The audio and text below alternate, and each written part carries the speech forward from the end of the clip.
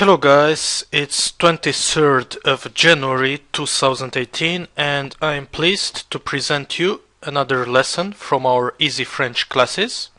In this lesson we're going to talk about French verbs and the fact that they fall into actually three categories. So this is what I'm going to present to you today, the French verbs, a general overview. Of course, we'll go into more detail in subsequent sessions, in subsequent episodes. So let's just begin. Les verbes du premier groupe. The verbs of the first group. Les verbes du deuxième groupe. The verbs of the second group. Les verbes du troisième groupe. The verbs of the third group. Okay, so there are three groups of verbs. Now let's check a bit more into detail. This classification of French verbs falling into three categories enables us to regroup them based upon their conjugation. All verbs pertaining to one group have same conjugation rules in common, meaning they are being conjugated in a almost identical fashion, with very few exceptions. Okay, so verbs of the first group are the most numerous by far. That's true. Statistically speaking, at least 3,000 out of 4,000 and something French verbs are of the first group. So basically it's more than 75% of the verbs that are pertaining to the first group of verbs in the French language.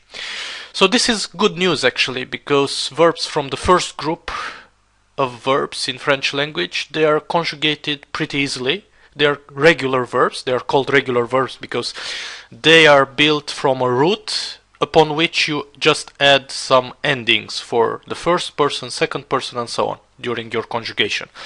So these regular verbs, you conjugate them quite easily in a quite mathematical fashion, which is very good for you newbies and newcomers into the learning of French language. So we're going to dedicate a whole episode right here, right now, to them. That's true. That's very true. All verbs, with the exception of envoyer, to send, envoyer it means to send, are regular and have a transitive meaning. When I said here all verbs, I'm meaning all verbs from the first group. Are regular and have a transitive meaning, which bears consequences in the fact the past tense is mostly built with the auxiliary verb avoir, which means to have. For this kind of verbs, I say mostly built because there are some exceptions to it, and we're gonna see that more into detail. So basically what you have to retain from this paragraph is that the verbs of the first group are regular, they are conjugated in a very easy fashion, with the exception of envoyer, that we're going to tackle at the end of the lesson. Okay. Some active verbs of motion exist within these first groups of verbs, which take their past tense construction, however, with the aid of auxiliary être, to be, such as arriver, to arrive, entrer, to enter, monter, to climb, to go up, rester, to remain, to stay, tomber, to fall. So you have to now understand that most of the verbs from the first group of verbs that I told, almost all of them are regular. They are also almost all in the past tense. They are requiring the auxiliary verb avoir, which means to have. However, there are some verbs of motion, like I said here, which require the other auxiliary verb in the past tense, require the auxiliary verb être, which means to be. So basically in this case, for these verbs, when you want to use them in the past tense, you put before the past participle, you will put the auxiliary verb être in the present tense. For example, je suis arrivé. I came. And I don't say here j'ai arrivé.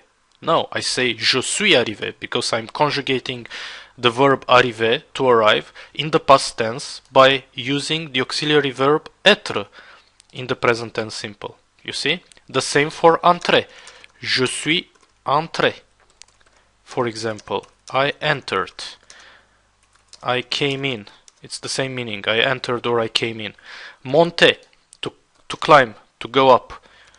Je suis monté. I climbed up. Je suis monté sur la montagne. I climbed up the mountain. Je suis monté sur la montagne. Let's create a little bit of space. Okay. A little bit of space. Je suis monté sur la montagne. I climbed the mountain. Sur la montagne, literally it means on the mountain, but whatever, you can translate it. Je suis monté sur la montagne. I climbed on the mountain, or just I climbed the mountain. It's the same thing. Okay. Other stuff. Rester, to remain. For example, how do I express in the past tense? I remained at home. I don't say j'ai resté à la maison. I say je suis resté à la maison. I stayed at home. So you see, you've got the auxiliary verb être, and please revise the previous episodes where I really conjugated être. This auxiliary verb, you must learn by heart how you conjugate it in the present tense, because it's based on the present tense of this auxiliary verb être that you're going to build the past tense of any of these verbs that require être as an auxiliary verb within the past tense construction. Okay, so bear that in mind.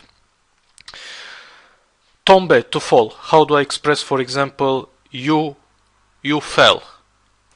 Tu es tombé. And pay attention, if you're a girl, then I'm going to say tu es tombé with an additional e, simply because you're a girl, you're feminine gender. But this, of course, depends on the context. You cannot know, for example, if it's masculine or feminine unless you derive it from the context. So here, of course, when you see it written this way, you understand that tu is a girl, but here you understand that tu, meaning you are a boy. This additional e for the past participle, it comes for feminine subjects. Okay. Examples of present tense simple for verbs of the first group. So let's conjugate in the present tense simple, because I told you that you conjugate it fairly easy. Je chante, I sing. Wait just a moment. Chanter, it means to sing, the infinitive form. Chanter. Okay. Chanter, to sing. Je chante, I sing. Tu chantes, you sing. Il chante, he sings. Nous chantons, we sing. Vous chantez, you, plural second person, sing. Ils chantent, they sing. Masculine plural third person. Infinitive mode, chanter, to sing. Past participle mode, chanter, it means sung. Notice that the pronunciation is the same between the infinitive form, chanter, and the past participle, chanter, which is sung. But okay, you pronounce it the same, chanter here the infinitive and chanter the past participle, but of course you write it differently. Chanter here the infinitive, it's written in a different fashion than the past participle, chanter. Okay, so let's go further down the line. The verb entrer, meaning to enter, to come in. Okay, entrer, to enter. Let's make it bigger a bit. Okay, j'entre, I enter. Tu entres, you enter. Il entre, he enters. Nous entrons, we enter. Vous entrez, you enter, in the plural second person. Ils entrent, they enter, masculine plural third person.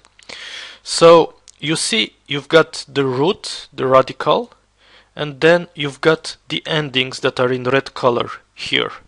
And these endings, basically they stay the same whenever you conjugate another verb of the first group of verbs, another regular verb, which makes up for 99.99% of the first group of verbs. They are almost all regular, like I said, which is good news. All the regular verbs of the first group of verbs, they are conjugated the same. That's why they are regular, they are nice, they are orderly, they are symmetric. The endings are all the time these endings. And how do you obtain the root? You guessed, from the infinitive form, you just eliminate ER.